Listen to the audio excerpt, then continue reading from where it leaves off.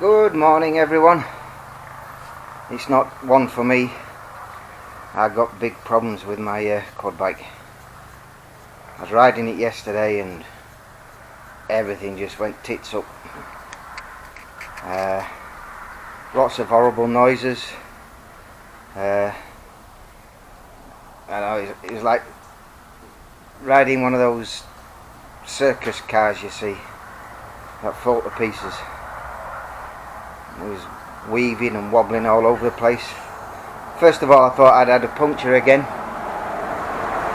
but it's something more serious than that.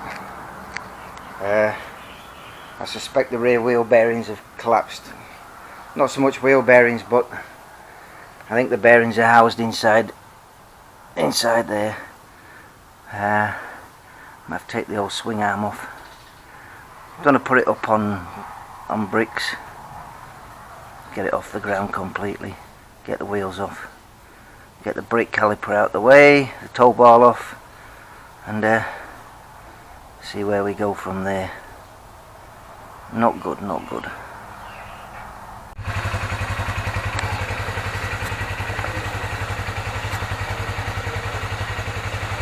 Alright, just as I suspected, there's the bearings. There's two bearings, one at this side, one at that side, I gather. Yeah, I'll show you.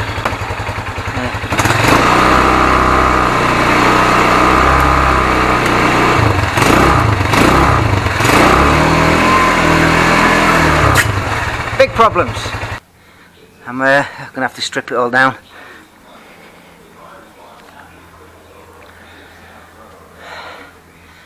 I'll let the jack down, let the wheels take the weight of the quad bike itself on the frame. Let's see if I can strip it down. Might have to take the old swing arm off. I'll crack on. Catch you later. Just as I suspected, I'm having real problems. I'm trying to get this shaft uncoupled down in here.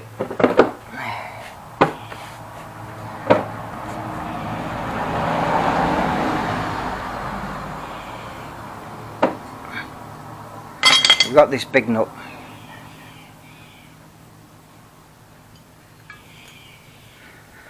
And there's two small holes here, one here and one on the other side, where these grub screws fit in. And they tighten down onto this shaft, which obviously keeps that tight. Glad I didn't start hammering with the steel drift, because I thought it might have been a roll pin at first. So just to be on the safe side, I stuck my Allen key set in there, and yeah, an Allen screw. The problem I've got when I'm trying to undo it is the whole quad bike's lifting up, so it's mega tight. Just moved the wheels further under because it was sitting right down, trying to support the chassis a bit higher up. I might have to take out the bolt that holds the swing arm on, take off the shock absorber as well. The old lot should pull off. I've disconnected the chain. Luckily it only had a split pin. A split link even.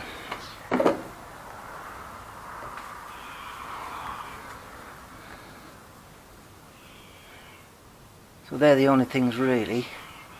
Well, that and the connector for the speedo sensor. So if I can get that pivot bolt out, the whole lot should drop down. Alright, while I'm at it, just give you a little tip. Now you've got the shock absorber bolt here. You see that, there's a bit of friction there, it's tight. So the way to do it is move this up or down, whatever direction, until it becomes nice and loose. There you go. And you know, hopefully, it will pull out. What I did was obviously used 2 spanners. There's a 13mm this side and 14 on that side. Then just tapped it a little bit using a hammer and a drift to get it to move. And then hopefully, not sure if your camera's low enough, you can see, but there's no washer this side. Push, no, it's not coming. Give it a bit of encouragement.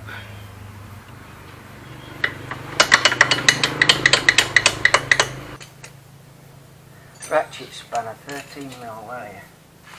Da, da, da, da.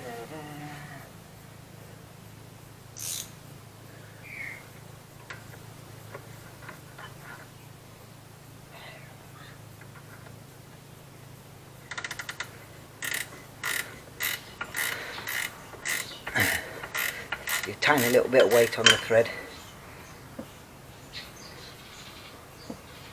which will help it screw itself out, which it was doing.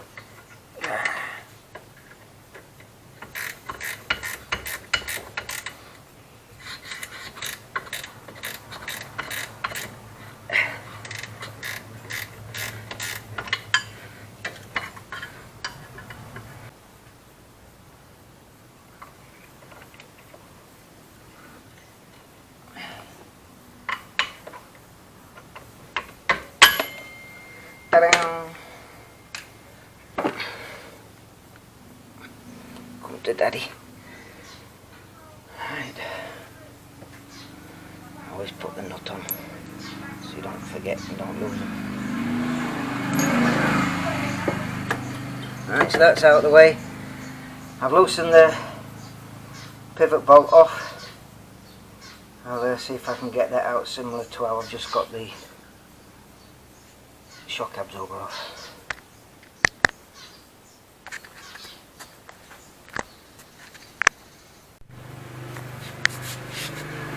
Well, that came out a lot easier than I thought it would, but this is it here, where all the weight now is on this last bolt, so I'm going to have to suspend it somehow. Let's have a think.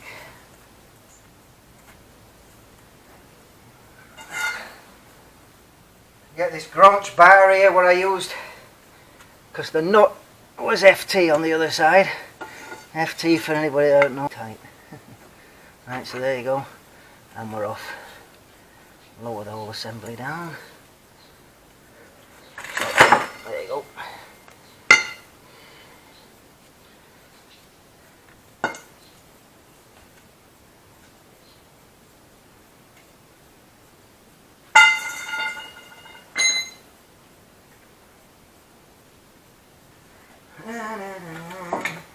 Let's drag it out.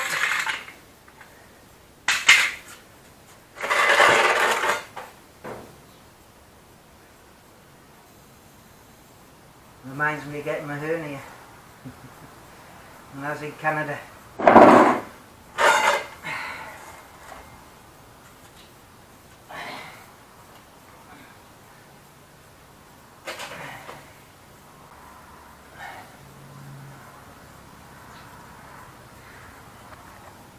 I was in a workshop in a place called, what was it? What was it called? Somewhere in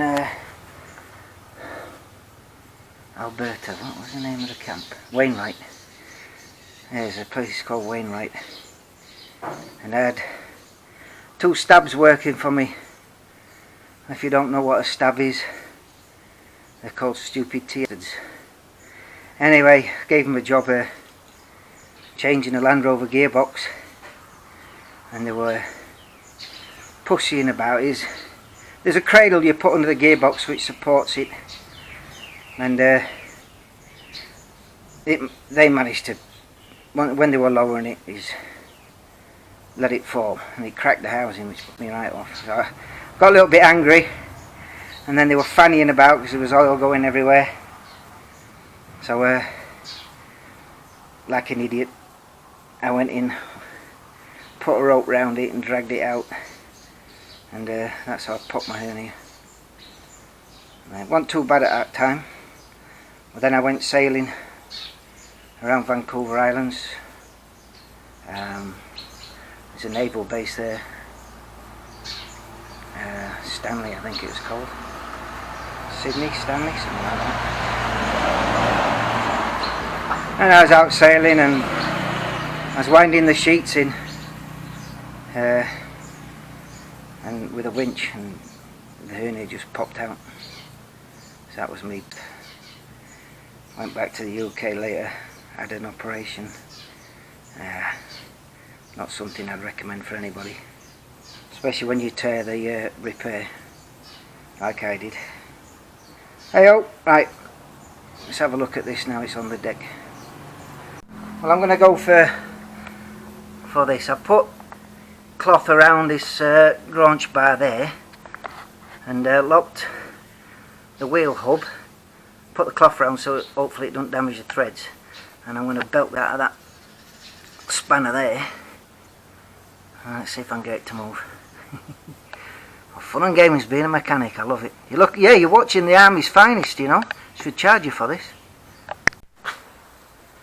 Right, with a mixture of using long levers, managed to crack this nut here, which was a big one on the axle. That was FFT. Right, and now there's a little circlip on the shaft we took out, and you can see how the bearings collapsed, just totally shot. So I might be able to source some of those bearings locally. We'll see. Right, hold. Yeah, yeah. No. Okay. That's how we got the shaft out.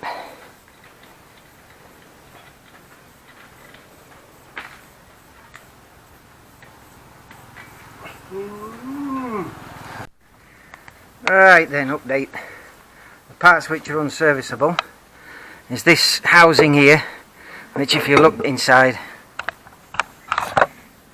in there, you see the bearing where it collapsed. It's been graunched around and round and round by the shaft, and it's worn, oh these are, it's worn this flange out here. Now they see these grooves, they're not supposed to be there. The ball bearings have come out the exploded bearing shell, which is one of these, come out and wormed its way round and round and round and dug grooves into this. Pretty violent. How did I notice it? I was driving, I had a big truck behind me, and all of a sudden the back end just was a loud bang. It was like riding a drunken donkey. It was wobbling all over the place, and this truck's getting closer and closer. I just bailed out, left straight off the road into a, not so much a ditch, but almost a ditch anyway. And I just bailed out in case the truck was going to come and ram me. So what we need, we've only got actually one seal that survived at one end and one bearing. So we're going to need 2 seals, 2 bearings, this housing and this here. So the dealer who's got a service department, whether they'll have these parts or not, I don't know, but we'll just see. My friend here, Joe, he works for Hino in Bangkok, and hopefully we can get it done this week if they've got the parts. And that'll do for now. Catch you later. Bye bye.